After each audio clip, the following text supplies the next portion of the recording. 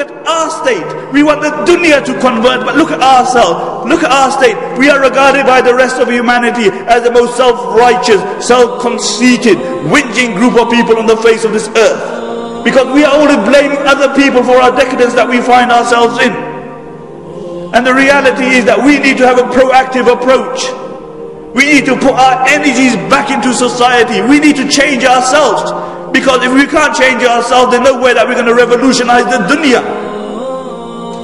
You know, if you can't wake up for the Fajr namaz, then don't speak about revolutionizing the world, really. Because how is the help of Allah subhanahu wa ta'ala going to descend upon a group of people? Look at our society. Wallahi, look at our society. That 90%, 80 or even 70, even 50% of our women don't even know the farz of ghusl.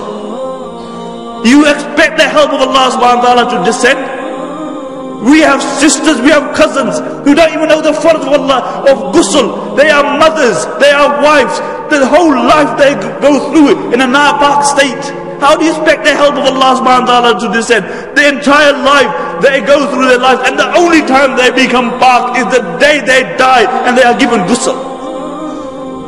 And then you expect the help of Allah subhanahu wa ta'ala to descend?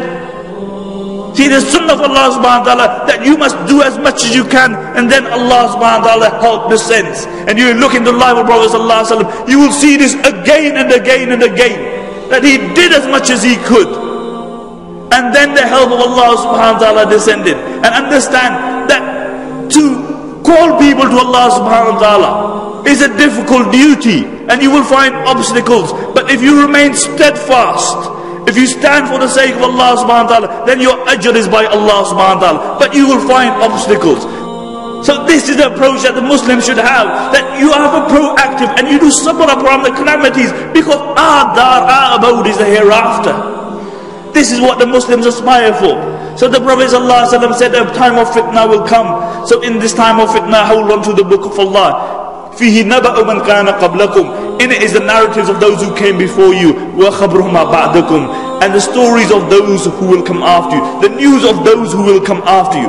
Why does Allah mention the news of those who will come after you?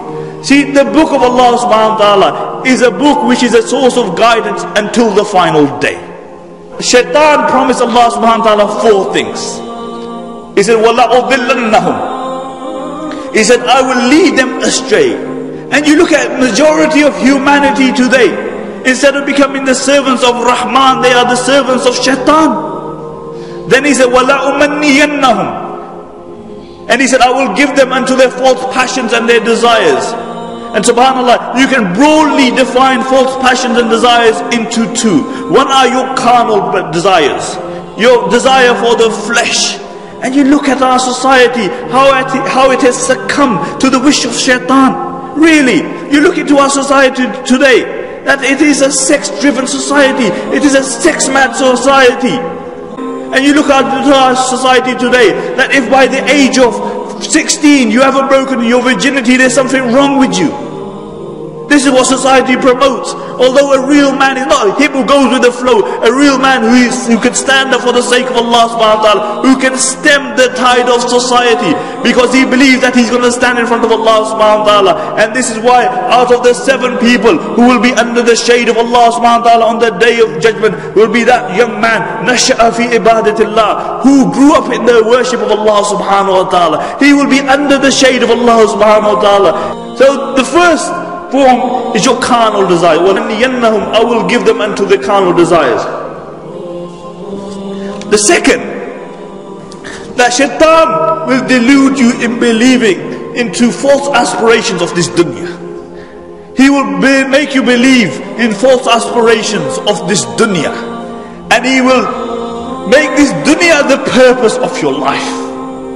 Not only will he make this dunya the purpose of your life, he will not give you time to even think about the purpose of your life. And subhanAllah, how you see how the promise of Shaitan is coming to pass. You know, they give you your TV sets, and then they give you your videos, and then they give you your DVDs, and then they give you your satellite channels, so you have more channels than you can even count.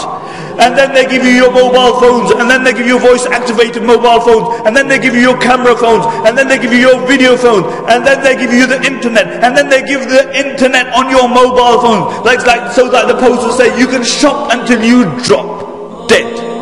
And when you drop dead, the same Shaytan will say, La talumuni lumu anfusakum. Don't blame me, blame yourself. I called you and you oblige, and you will be suckered like the billions who were suckered before you.